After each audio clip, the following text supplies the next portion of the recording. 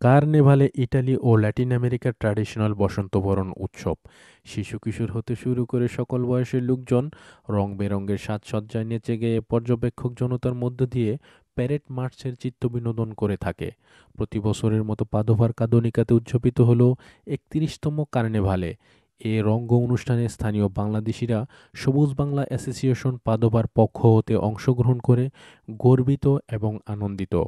আসি সবুজ বাংলা অ্যাসোসিয়েশনের পক্ষ থেকে অংশগ্রহণ করতে পেরে আমরা বড়ই আনন্দিত। Mr. Rahman, it's my first time in Italy, but I never believed that this program is fantastic for me. So hopefully, we all our people are enjoyed too much. So thank you for Channel 9 to broadcast this program. স্থানীয় mayor মির্কো গাস্তালদন ও তার সহকারী প্রধান Enrico নানিয়া এ অনুষ্ঠানে বাংলাদেশি কমিউনিটির ভূয়সী প্রশংসা করে বলেন, Un grazie alla comunità del Bangladesh, come sempre rispettosi del prossimo, grazie per la loro partecipazione, molto bravi, molto colorati e continuiamo a collaborare. Grazie a tutti voi.